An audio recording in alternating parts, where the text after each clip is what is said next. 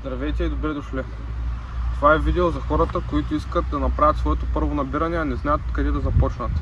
Правя го, защото и аз съм започнал от нулата, нямах си представа откъде да започна. Така че останете до край и ще се научите как да направите вашето първо набиране.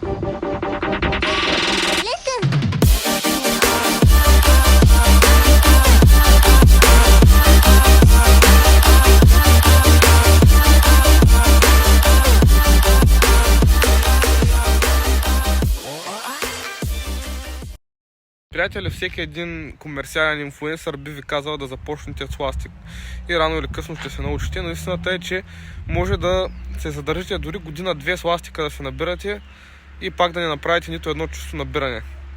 В този спорт си има основи, а да започнеш да тренираш с ластика е като да строиш къщата си на пясък. Трябва да имаш здрава основа, за да градиш напред и в спорта, така че ето това е основата, която искам да ви покажа. Първото нещо, което трябва да намерите е лост, който да бъде горе-долу на нивото на долната част на вашите гърди. Така е най-оптимално. Ако ви е прекалено трудно на такъв лост, ще намерите малко по-висок или да речем успоредка, под която да бъдете, която да бъде по-висока. Първото упражнение, което абсолютно всеки един човек, започващ от нулата, трябва да прави. Първото упражнение е австралийското набиране. И ви го казвам като абсолютен дебелак. Като човек, който не е можел нито една лицева опора, да не говорим за набиране. Хващате се за лоста. Правите крачка напред. И започвате с изпънато тяло да дърпате лоста към гърдите си. Тялото ви трябва да бъде изпънато, лопатките да бъдат събрани, петите да бъдат забити в земята, а не краката ви да бъдат така. И започвате да дърпате към гърдите си. Смених ъгъла нарочно, за да видите как изглежда по-отзад. И преди това ви показах отстрани. Просто трябва да сте абсолютно изпънати. Вдигате и събирате лопатките си.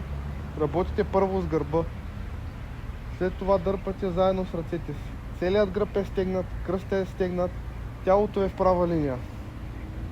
Вдигате и издишвате. Пускате и вдишвате. Това е истинското австралийско набиране. Много хора базикаха момчето от TikTok, но това е основната част на набирането. След като вече станете прекалено добри, стигнете до ниво, което правите, да речем 20 набирания и не ги усещате, правите още една крачка напред.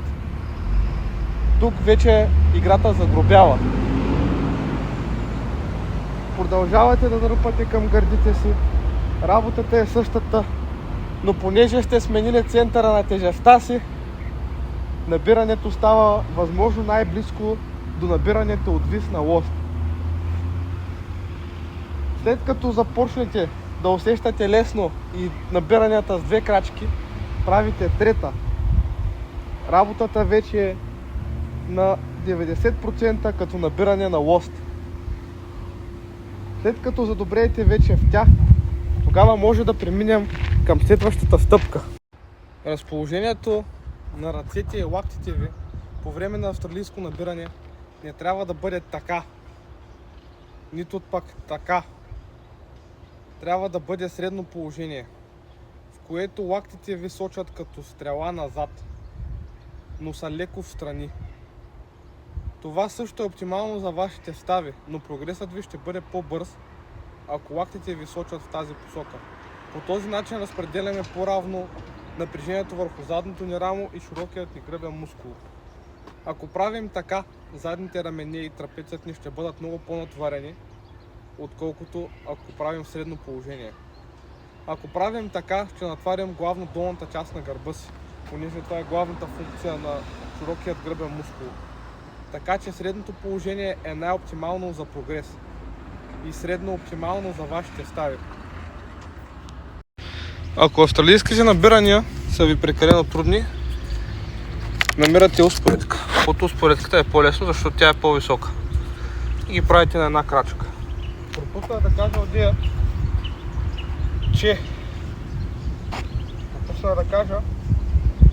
не е нужно да правите само австралийски с надпад. Може да правите австралийски с надхват, широк хват, тесен хват, с подхват. Така ставате мастър на австралийските набирания. След като можете да правите всеки вид австралийско набиране, преминавате към следващата стъпка. След като започнете да правите набиранията с една крачка, две крачки и три крачки и вече сте станали мастър на австралийските набирания, е време да се хванете на лоста и да започнете да практикувате вашите истински набирания.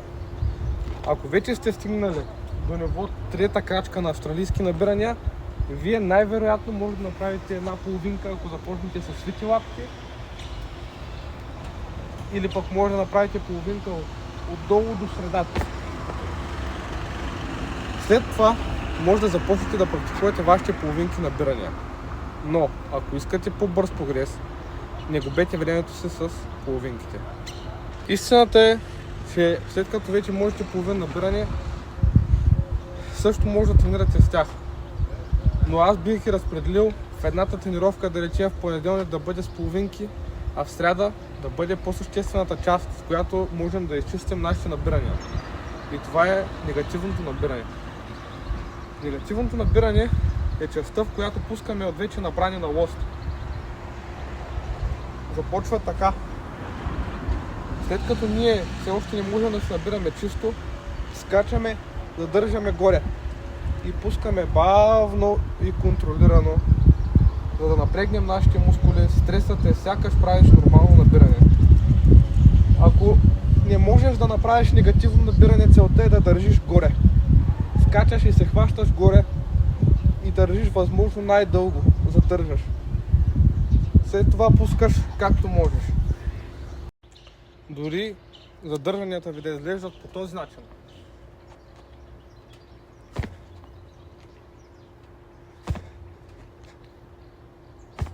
Продължавайте да ги правите. Вярвайте на процеса, понеже това ще ви доведе до по-чистите набирания. Като започнете да задържате така, следващата стъпка ще ви бъде да станат така. Дори няма да усетите как за няколко седмици вече сте се научили да правите пълно набиране. И набиранията ви може би ще изглеждат горе-долу така.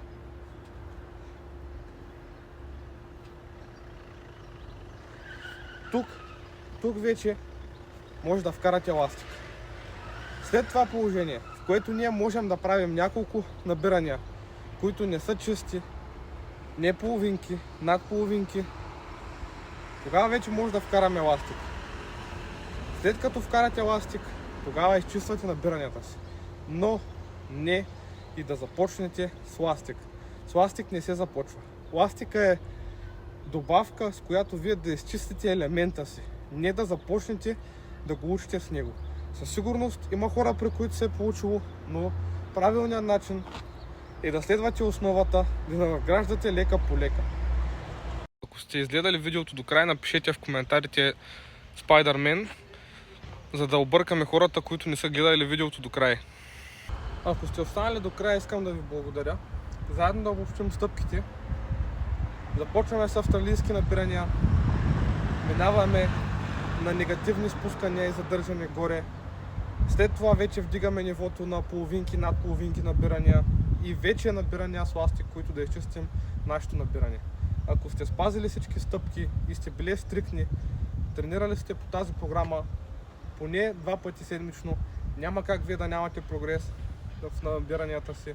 И ако продължите напред, няма как да не се научите да правите вашите набирания. След като научите да направите едно набиране, това е началото на вашия път в калистениката.